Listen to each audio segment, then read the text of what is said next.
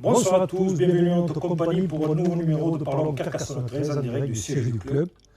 Donc l'équipe élite de Carcassonne 13 est la seule équipe encore invaincue après 6 journées de compétition, puisque depuis notre dernier rendez-vous, elle a successivement triomphé de ses homologues Saint-Gaudens le 27 octobre sur sa pelouse au Domecq, puis s'est imposée le week-end dernier à Avignon sur le score 32-24. Quant aux 19, après un début de saison des plus encourageants, ils ont connu samedi dernier leur premier revers dans le Vaucluse, où ils sont inclinés sur le score de 26-48. Pour revenir sur ces deux rencontres et envisager la réception prochaine de Villeneuve, samedi à Domecq, nous avons le plaisir d'accueillir sur ce plateau Faustin Astier, l'une des pièces maîtresses du U19, avec lequel nous allons faire plus ample connaissance, et Damel Diakhaté, l'un des nouveaux visages de l'équipe élite, auteur d'un remarquable et remarqué début de saison sous ses nouvelles couleurs. Bonsoir messieurs, merci d'avoir répondu présent à notre invitation. Je voudrais signaler aussi qu'en fin d'émission, nous terminerons cette émission avec nos amis Roger Bouichou et Denis Arcas, deux références trésistes d'eau de production radio, qui font le bonheur des auditeurs par leurs commentaires avisés sur Radio Marseillette.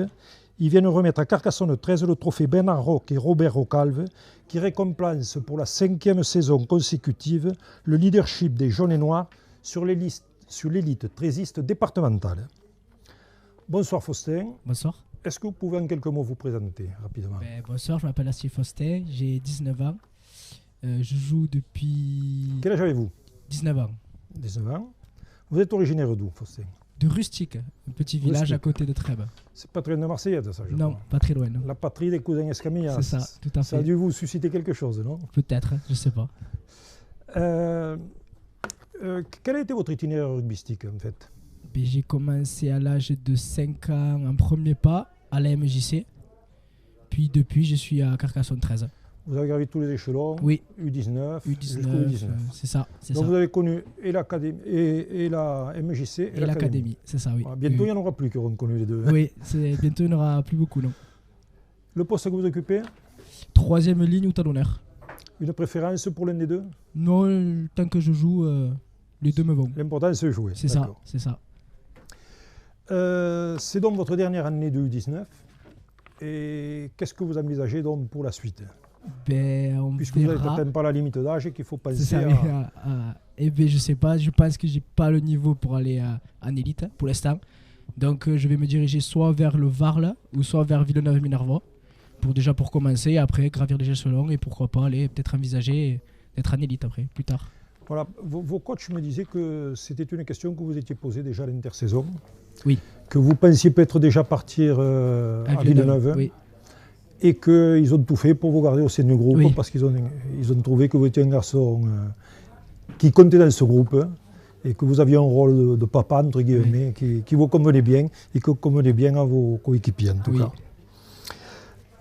cas. À ce sujet, d'ailleurs, Jean-François Albert nous disait que vous étiez un garçon précieux parce que vous avez pris de la maturité et compte tenu de votre âge, vous avez un rôle un peu de cadre, à tel point même que vous avez été capitaine en certaines occasions, durant l'absence de Diego Oberay notamment. Oui.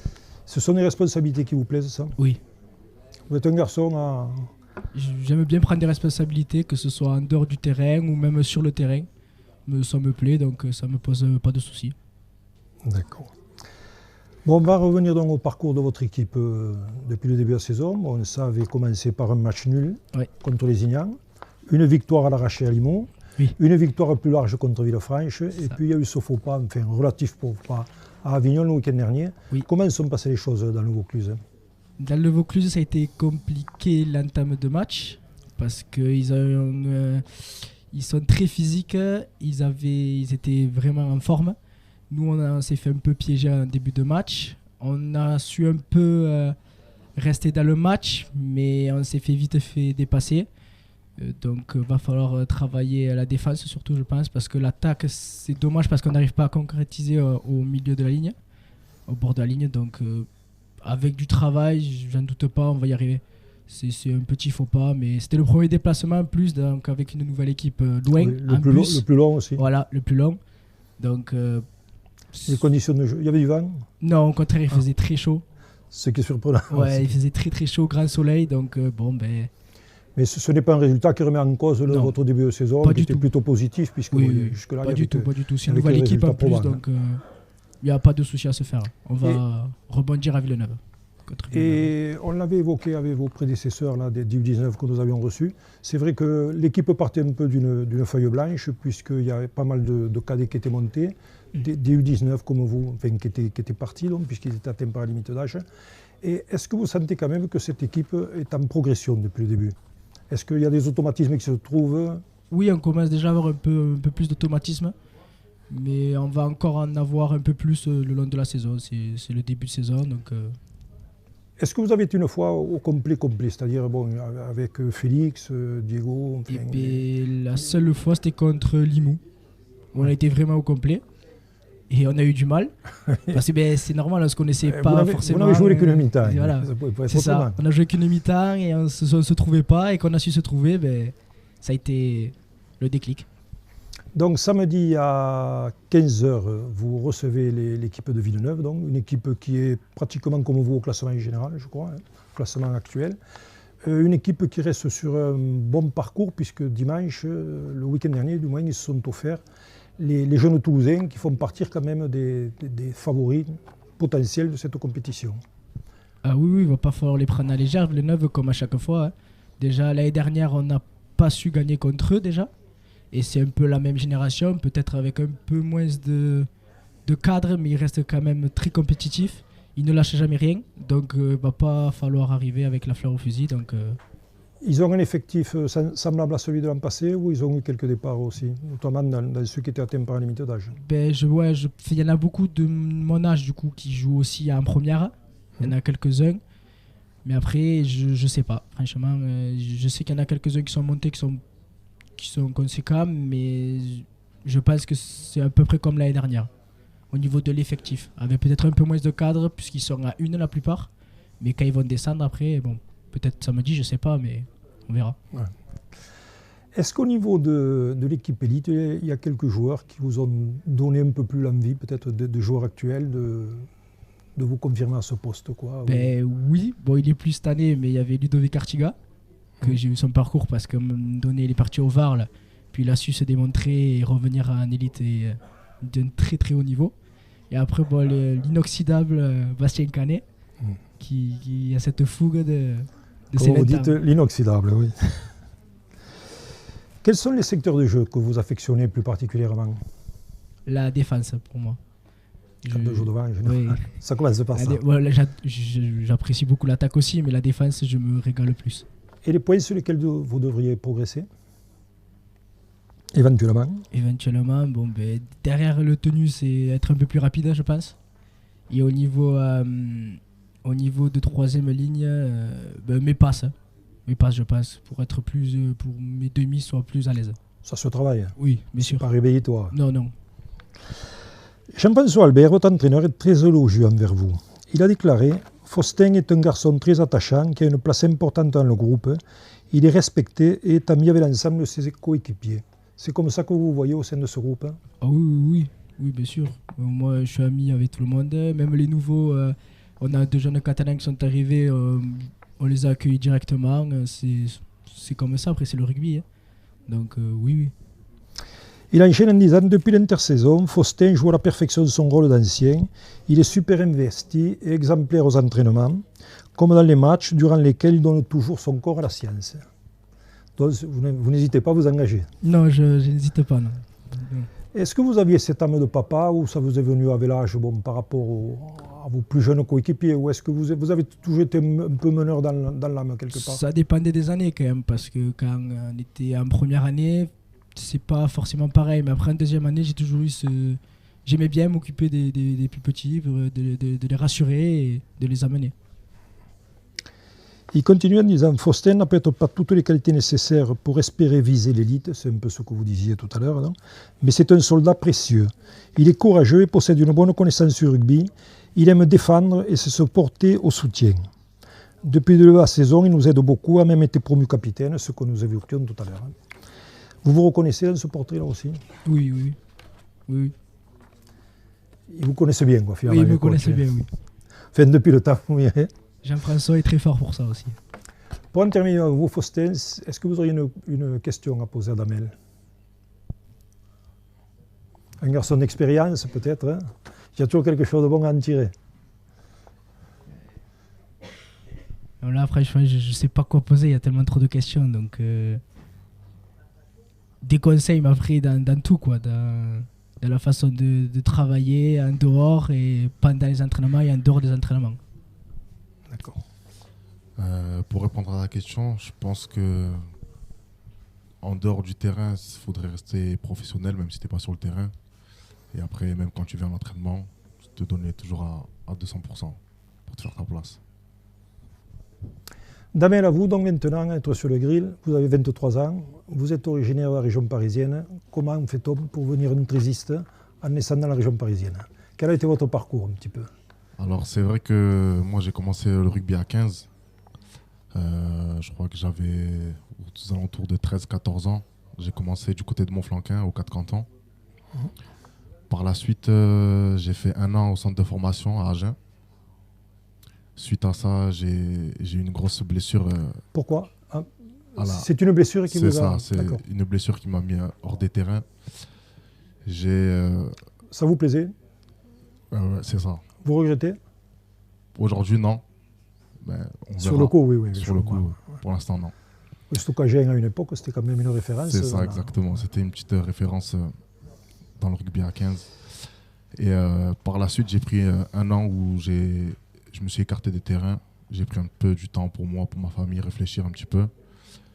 Et après, c'est par le biais de les copains, les collègues au collège que je suis parti au rugby à 13. À Villeneuve? À Villeneuve, c'est ça, où j'ai débuté. Vous avez attaqué directement en élite? Non, je suis arrivé en junior 2e année, si je ne me trompe pas. Vous avez vite trouvé vos marques après une saison blanche comme ça? C'est ça. Bah, après, ça a été compliqué de me remettre dans le bain. Donc j'ai dû travailler sur moi-même, sur mon physique, sur le changement aussi. Parce que c'est vrai que passer du 15 au 13, c'est pas très très facile. Il y a eu ce petit temps d'adaptation, si je peux dire. Mais sinon après, non, j'étais avec mes collègues, ça s'est très très bien passé. Et voilà, ensuite vous avez douté un moment de ne pas pouvoir y arriver compte tenu de l'inactivité que vous aviez eue? C'est quelque chose que vous vouliez faire? C'est ça, j'ai jamais pensé à ça. Je me suis toujours donné les moyens de réussir. Et on verra bien par la suite. Ensuite, donc, vous quittez Villeneuve pour Albi. C'est ça. Vous faites une saison à Albi. J'ai fait, c'est ça, une saison pleine à Albi. Très bonne expérience. J'en tire que du bien sur mon passage à Albi. C'est vrai que quand je suis arrivé là-bas, j'étais encore... je pense que je n'avais pas toute cette expérience en élite encore. C'est vrai que là-bas, j'ai grandi, j'ai mûri un petit peu. Je pense que en arrivant là-bas, j'ai fait un petit peu ma place en élite. J'ai fait mon petit trou en élite. J'ai engrangé cette expérience de l'élite-là. Et par la suite, voilà, je pense, d'après moi, grâce à cette année-là, que j'ai pu partir après sur le championnat anglais. Comment se sont faites les choses là? Vous avez été sollicité ou... Voilà, c'est ça. Alors, après la finale disputée contre Carcassonne, justement, à Gilbert Brutus, j'ai été contacté par le CIO de ELFC. Et donc après, voilà, c'est mon agent qui a fait toutes les démarches pour m'envoyer directement en Angleterre. D'accord. Et à Hull, donc, ça s'est passé comment? Alors, reblessure, là très aussi, très non? bonne expérience sur le plan sportif et humain. Reblessure, non? Voilà, c'est ça. Je suis arrivé, j'ai pu disputer 2 matchs en réserve. J'ai joué contre Sainte-Hélène et LKR, le derby. Et justement, c'est lors de ce match-là où je me suis blessé, je me suis fait mal au ménisque. J'ai subi donc une petite opération qui m'a écarté des terrains pour 3-4 mois, si je ne dis pas de bêtises. Et ensuite, c'est vrai que ça a été un petit peu compliqué pour moi là-bas. Et malgré ça, vous avez proposé un contrat pour la saison suivante. C'est ça, parce que je suis arrivé en... C'était quand même un gage de confiance. C'est ça, c'est vrai, c'est vrai. Je suis arrivé en essai, on appelle ça trial, là-bas. J'avais signé un premier contrat d'essai donc, de 2 mois. Après ma blessure, ils m'ont signé avec une clause, sur un contrat de 1 an, pardon, avec une autre clause de 1 an. D'accord. Et c'est là que les Dragons entrent dans la danse et vous sollicitent, bon, peut-être les attaches françaises. C'est ça, c'est ça. C'était au mois de début avril, si je dis pas de bêtises, que je suis rentré en France. Donc voilà, c'est toujours la même chose. C'est mon agent qui m'a mis en contact avec les Dragons catalans. J'ai trouvé un accord avec Steve et les Dragons. Ouais. Et donc c'est pour ça que j'ai signé mon contrat professionnel avec les Dragons catalans. C'était plus simple pour vous de jouer à ce niveau-là, mais en France, quoi. C'est ça, c'était pas peut-être plus simple, mais je me sentais plus à l'aise, je pense. Je pense que j'avais pas encore toute cette maturité. C'était un petit peu difficile de partir en Angleterre tout seul. C'est vrai qu'au début, je parlais pas très bien anglais. Mais franchement, je tire que des bonnes expériences sur le plan sportif et extra-sportif. Je pense que ça m'a fait grandir. Donc franchement, je tire que des bonnes leçons de ce passage-là en Angleterre et au Dragon catalan. Vous faites toute la préparation avec les Dragons, donc Non, je suis arrivé en saison. Parce que la préparation, je l'ai faite à ELFC. Et je suis arrivé en avril et c'était pendant le championnat encore. Donc après, l'histoire se termine avec les Dragons et c'est là le bonheur des uns fait le malheur des autres, ou vice-versa, que vous devenez Carcassonnais. C'est vrai. Comment se passent les choses là? Comment vous avez été abordé? C'est vrai que quand mon contrat il s'est rompu avec les Dragons catalans, parce que j'ai fait des petites erreurs. Mais voilà, je ne veux pas que ces erreurs-là me définissent aujourd'hui.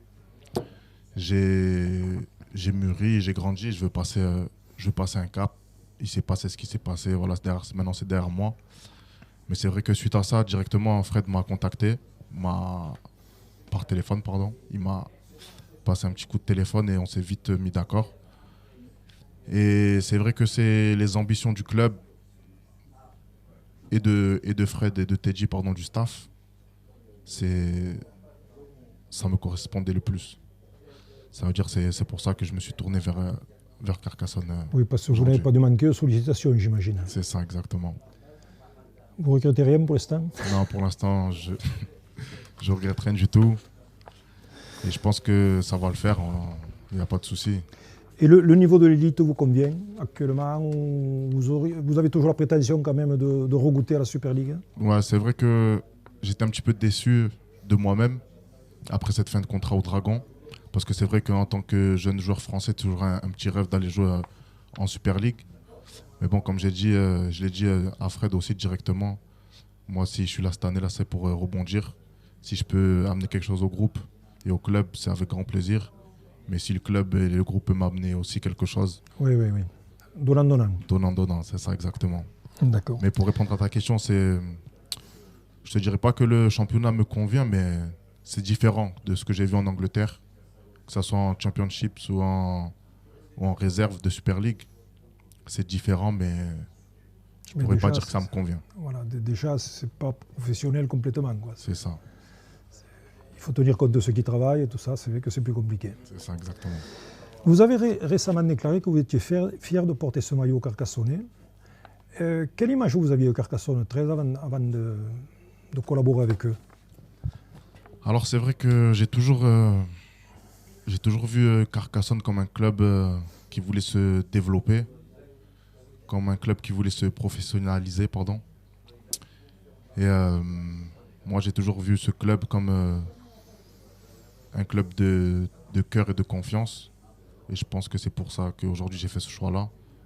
Et je ne le regrette pas. Je me sens à l'aise, je me suis bien fait intégrer par les L'intégration joueurs, a été facile? Le staff, il n'y a pas eu de souci. J'ai tout de suite été à l'aise et il n'y a pas eu de souci sur ce point-là. Quelles sont selon vous les forces de votre équipe, justement? Alors ça rejoint un peu ce que je viens de te dire. Je pense que c'est une équipe solidaire.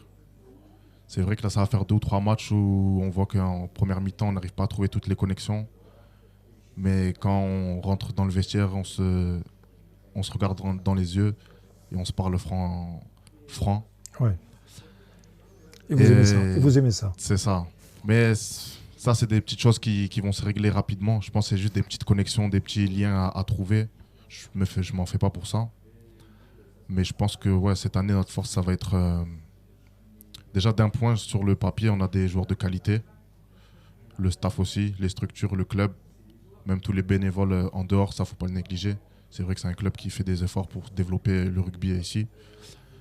Mais après, plus personnellement, au niveau de l'équipe, je pense qu'on est une équipe assez rugueuse sur le terrain. Maintenant, il faut juste trouver les petites connexions et je ne me fais pas de soucis pour ça. Ça viendra avec le temps. Il n'y a pas de soucis. Vous avez déclaré que Frédéric Kamel et Teddy Sadawi faisaient du très bon travail et que vous aviez confiance en eux. Ça n'a pas toujours été le cas, que vous ayez la confiance en vos entraîneurs. Alors, c'est compliqué. C'est vrai que ça ne serait pas trop une question de hein. confiance, mais d'honnêteté plus, je dirais. Parce que c'est vrai que je suis passé par des clubs où voilà, le relationnel avec les coachs, c'était pas vraiment ça. Et c'est important. Mais c'est important malgré tout de pouvoir avoir confiance en le staff, le coach et l'équipe surtout. Mais ouais, il n'y a pas de souci au niveau de Fred et Teddy. C'est des super bons gars. Je m'entends bien avec eux. C'est droit. Exactement. Comme qualité de joueur, qu'est-ce que vous reconnaissez? Vos Pardon? qualités de joueur, à vous, personnellement.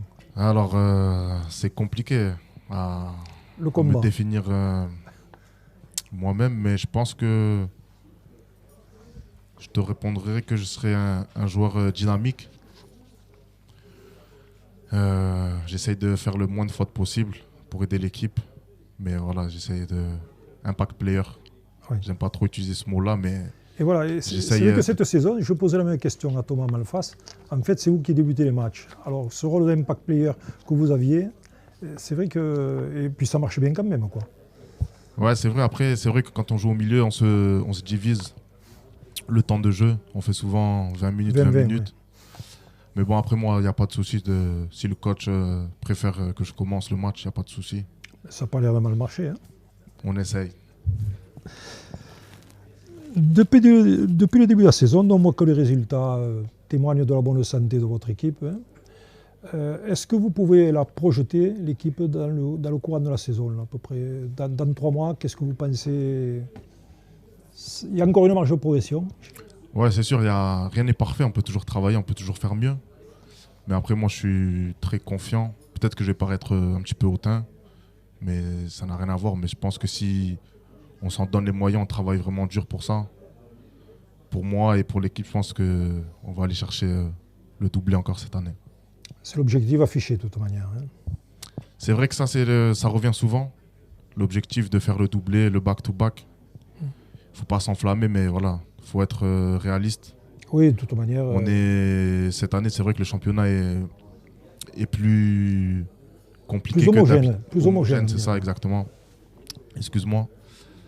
Mais il va falloir travailler sur nous-mêmes d'abord.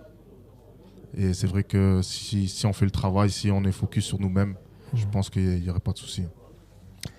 Des 5 rencontres que vous avez disputées depuis le début de la saison, quelle a été la plus compliquée à vos yeux, enfin vous à titre personnel? Je pense que je dirais le match contre peut-être Limoux ou Lézignan, au niveau de l'intensité des impacts et de la vitesse de jeu.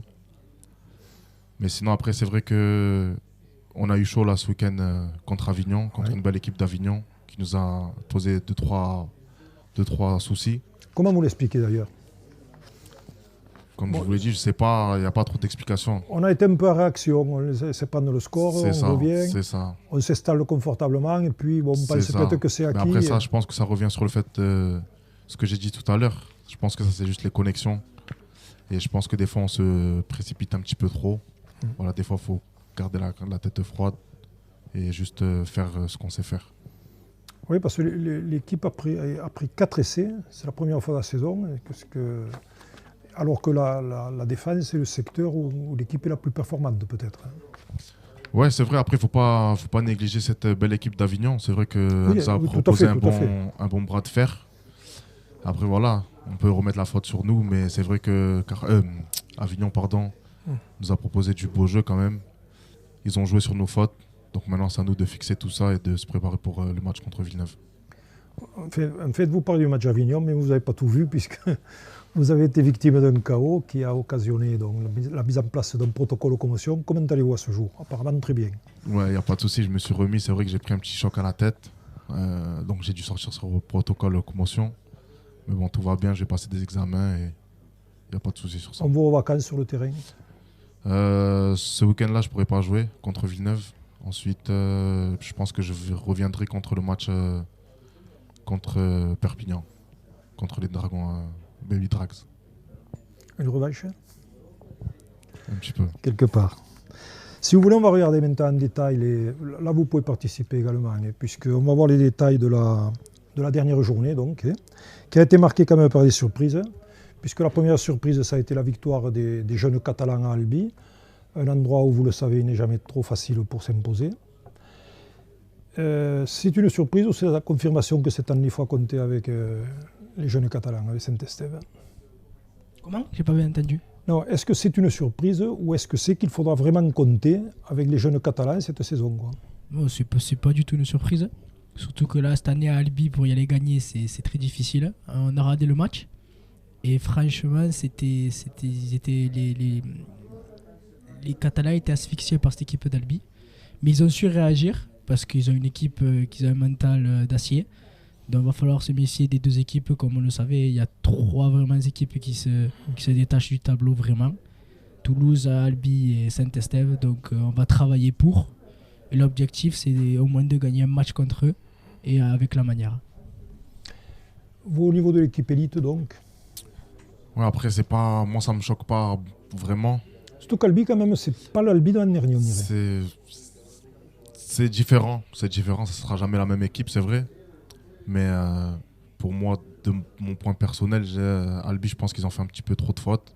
Et après, on connaît l'équipe de Saint-Estève, qui est joueuse, beaucoup de jeunes talentueux d'ailleurs, qui poussent pour monter dans l'équipe Super League. Et comme on l'a vu, ils ont gagné à la dernière minute sur un essai un petit peu casquette. Moi, ça m'étonne pas trop. Je connais cette équipe, je connais les deux équipes. Mais c'est vrai qu'il va falloir faire attention un petit peu à tout le monde cette année. Villeneuve, votre ancienne équipe qui s'impose face à Toulouse, pardon. La logique est respectée quand même. Respecter un petit peu. C'est vrai que j'ai pas pu voir le match parce qu'il n'était pas retransmis, mais d'après ce que j'ai entendu dire, c'est que ça va mieux pour Villeneuve cette année. C'est vrai que ça fait toujours un petit peu plaisir de savoir ça. Mais voilà, il ne faudra pas les prendre à la légère non plus. Il va falloir les respecter et nous respecter aussi. Pour vous, également en U19, ça a été une belle confirmation pour Villeneuve. Hein. Oui, j'ai vu ça. Pareil, j'ai pas pu voir le match, mais ça m'étonne pas. Il lâche jamais rien cette équipe. Tout sur le papier, quand même, un gros morceau. Mais... Normalement, oui, mais un match reste un match. Et si tu le prends par le bon bout, ça peut le faire contre n'importe quelle équipe. La seconde grosse surprise est donc venue de Limoux, où le premier Villefranche est allé s'imposer sur le score de 34 à 24. Ça, c'est quand même une grosse surprise. Bien qu'on sait que Limoux a quelques difficultés d'effectifs en ce moment, mais on n'entendait peut-être pas Villefranche à ce niveau. Maintenant, ce n'est pas le Villefranche qu'on avait vu à Carcassonne, puisqu'ils ont 4 étrangers quand même qui ont bien tenu la maison et qui ont vraiment contribué à la mise en place de ce succès. Ce sera peut-être un adversaire à prendre avec beaucoup plus de méfiance désormais, non? Ouais, c'est vrai, comme tu l'as dit, c'était pas la même équipe que l'équipe qu'on a pu jouer ici à Domecq. Comme tu l'as dit aussi, les étrangers apportent beaucoup à cette équipe. Après, c'est vrai que c'est le promu de l'élite cette année. Je pense qu'ils n'ont rien à perdre, ils ont tout à prouver, donc ils jouent décontractés. Et voilà, il va pas falloir les prendre à la légère aussi. Oui, et puis ces équipes un peu comme Avignon, finalement, comme Saint-Gaudens, qui sont à même de créer des surprises à ce niveau-là, quoi. Exactement.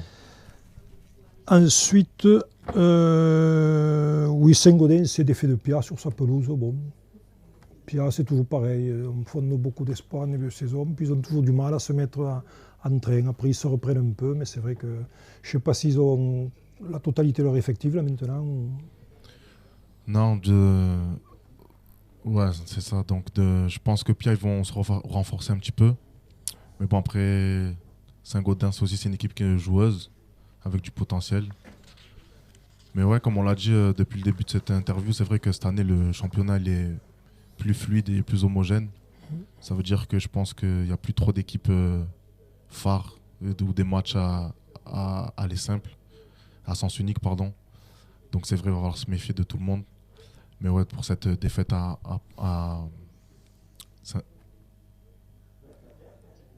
Saint-Gaudens, pardon, j'allais dire Saint-Estève.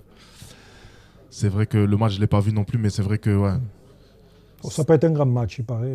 J'ai pas vu les observateurs, images, ça n'a pas mais été... c'est vrai que ouais, je connais Pia aussi. Il va falloir faire attention à eux quand ils vont se renforcer. Un mot sur Villeneuve, donc, qui viennent nous voir ce week-end. Pas grand-chose à dire. Hein. Je pense qu'il va falloir nous d'abord se régler nous personnellement, trouver toutes les petites connexions, que ça soit un peu plus fluide, et ensuite respecter le match, les respecter et nous respecter aussi. C'est-à-dire en jouant, et voilà, en essayant de marquer le plus sans prendre d'essai. Qu'est-ce que vous aimez à part le rugby dans la vie? Alors moi, je suis un grand fan de motocross. Et après, j'aime jouer aux jeux vidéo. Pas trop compatible avec le rugby pendant la saison, ça. C'est ça, non. En off-saison. Bon, on a réuni donc. Hein. On m'a dit que vous étiez un fin cordon bleu aussi. Ah, c'est vrai, à la maison, je cuisine un petit peu, c'est vrai. De temps en temps. Surtout que vous avez deux garçons à faire manger, là, puisque vous cohabitez avec Maïka et Jo. Et ça doit avoir de l'appétit quand tout ça se met à table, non? Ouais, c'est vrai que ça mange un petit peu et les courses, c'est un petit budget. Quelle est votre spécialité culinaire? Je dirais c'est assez basique. Je dirais des petits toasts avocat, saumon. C'est diététique, ça. C'est ça, Je toujours. ne sais pas si ça leur suffit aux deux autres, mais enfin, j'en doute. Vous connaissiez la ville de Carcassonne avant de venir vous y installer? Non, pas du tout. Juste de nom par rapport au château, mais sans plus. La cité, pas le château. La cité, pardon.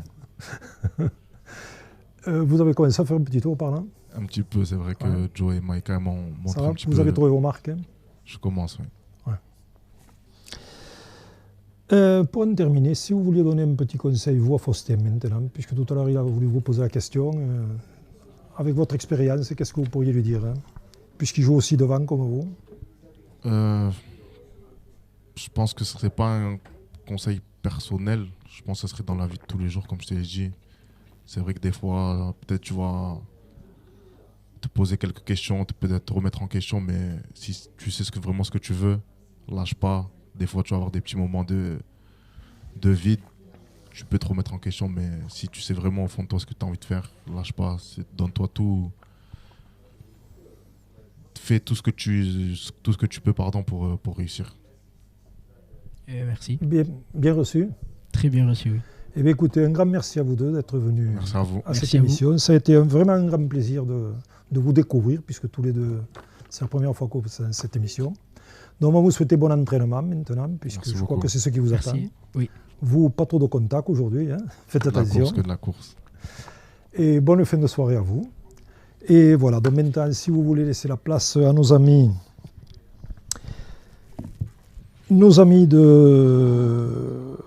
de Production Radio, donc Roger Bouichou et Denis Arcas, qui vont venir remettre à Ludovic Béraille, bonsoir messieurs, à Ludovic Béraille, donc le trophée Bernard Roch et Robert Rocalbe.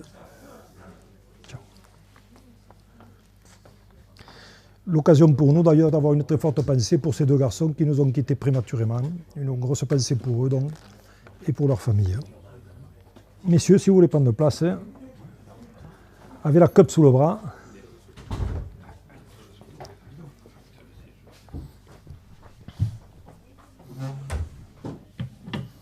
Elle est magnifique. Il va falloir faire la place sur les étagères, monsieur le Président. Il faudra faire la place sur les étagères bientôt.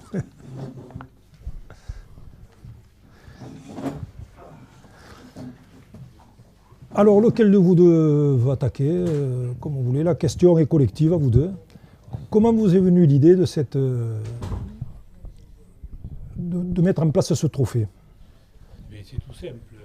Ce trophée, il est à la mémoire de Bernard Roch et de Robert Rocalbe. On va s'attarder un peu plus sur Bernard Roch que Robert, parce que Bernard Roch a été très longtemps Oui. dirigeant à Carcassonne 13. Oui. Et puis, bon, c'était un ami, un véritable thésiste.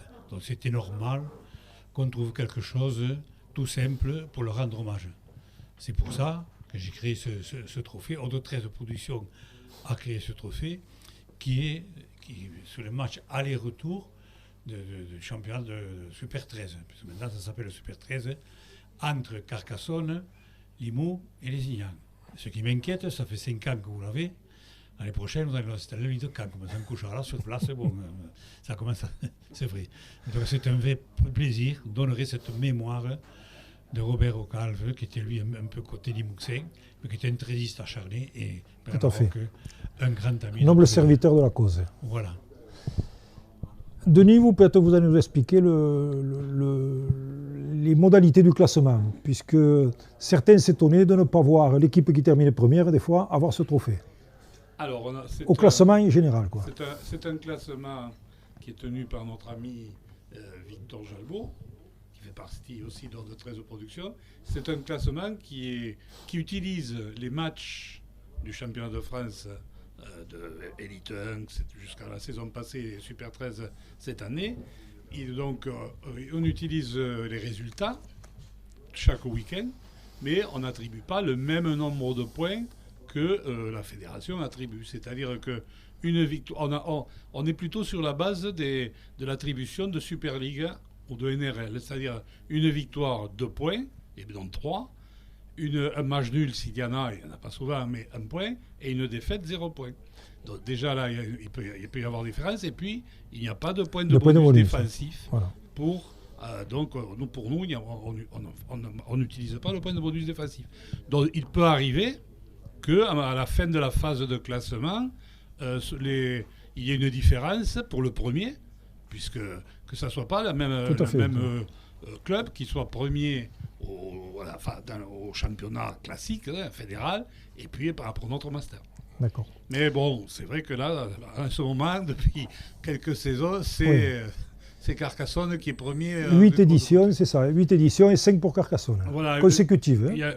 Oui, au tout début, les premières éditions, la première a été gagnée, ça c'est comme ça, la première a été gagnée par Lézignan, seconde par Limoux, troisième par Carcassonne, quatrième, ça a été la saison stoppée pour raison du Covid, et ensuite, les 4 saisons après le Covid, c'est Carcassonne, donc c'est la 5e consécutive, c'est le 5e master que Carcassonne gagne.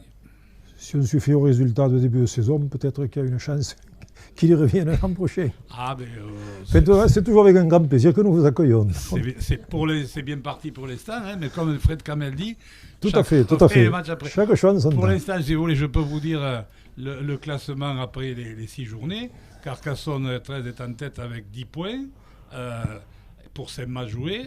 Limoux est second avec 6 points. Donc, il y a déjà 4 points d'écart et 6 matchs joués, donc un match de plus. Et Lézignan n'a que 2 points. Voilà, donc, c'est vrai que Carcassonne a pris les devants, mais attention, la saison sera longue encore. Ludo, comment vous accueillez cette nouvelle distinction pour votre club ? Tout d'abord, bonsoir à tous. Merci à Roger Bouichou et Denis Arcas de Ordre de 13 Productions pour ce magnifique trophée de la saison dernière. Ça fera qu'un trophée de plus rajouté à ces deux. Donc félicitations à tous les joueurs et à toute l'équipe dirigeante qui a œuvré pour ce trophée également. Une forte pensée également à Bernard Roch et Robert Ocalve, qui étaient 2 fervents trésistes et qui ont toujours gravi les stades, que ce soit le Moulin, que ce soit l'Aiguille, que ce soit Domecq. Donc aujourd'hui, il ne faut pas les oublier là. Et vous également, merci de tout ce que vous faites pour notre magnifique sport, concernant la radio de 13 Productions. Et c'est important aujourd'hui d'avoir cette radio-là à nos côtés pour toutes les personnes qui peuvent écouter la radio et qui peuvent suivre ces magnifiques résultats et tous les clubs au doigt du rugby à 13. Donc encore merci à vous pour tout ce que vous faites pour notre sport. Je vous ai connu, j'étais très petit, moi, quand vous avez commencé à faire tout ça. Et je me souviens d'écouter cette radio quand Pierrot Notré, qui était dirigeant à la MJC13, quand on venait à l'entraînement avec lui pour rejoindre Louis Delon, qu'on écoutait les matchs de la SC13 avec Radio Marseillette. Et c'est avec un grand plaisir qu'on entendait ces résultats-là. Et encore merci à vous de votre soutien. Et Carcassonne 13 sera à vos côtés tout le long de cette saison qui arrive. Merci encore à vous. on ne vous aurait pas laissé d'ailleurs à l'époque prendre de congé, parce qu'un dimanche sans radio marseillette, c'était un après-midi terrible à passer, ça. C'est vrai que ça, c'était, bon, maintenant, on a des images et tout ça, mais enfin, ça garde quand même une authenticité. Enfin, vous, Denis, comme vous êtes la voix de Carcassonne maintenant, donc... C'est vrai. Mais c'est... Oui, mais je pense que Roger le dira aussi. Oui, mais je pense que la radio, ça reste important. Ah oui, oui. Parce que c'est vrai que maintenant, il y a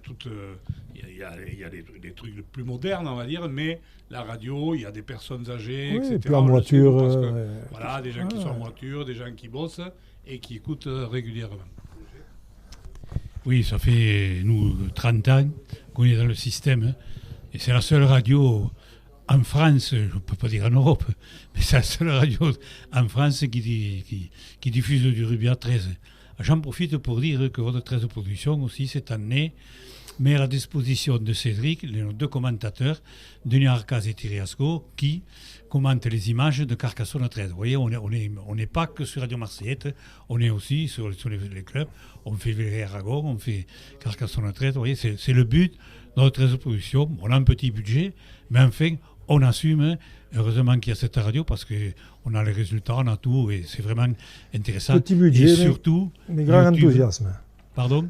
Petit budget, mais grand enthousiasme. Oui, et en tout cas, on se regarde sur YouTube de voir ces matchs avec les commentaires de Denis Arcaz et Thierry Ascot, et du côté Villers-Aragon avec les commentaires de Didier Essier. Alors, quand Didier Essier et Denis Arcaz commentent, alors là, c'est du Marcel Pagnol. Eh bien, merci Roger, ce sera le mot de la fin. Un grand merci pour votre présence sur ce plateau, pour ce magnifique trophée. Et un grand merci à nos invités précédents également. Nous espérons que vous avez pris autant de plaisir à regarder cette émission que nous à la fabriquer. Voilà, et on vous donne maintenant rendez-vous à vous tous le jeudi 28 novembre prochain à 20h30 sur la chaîne YouTube pour de nouvelles aventures en jaune et noir. Bonsoir. Bonsoir.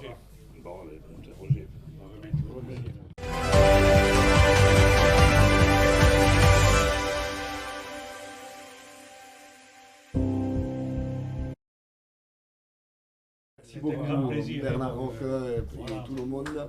Et merci encore pour ce que vous faites pour notre magnifique sport. Merci. On le met là, à côté de... Hein, on le mettra sur un tabouret.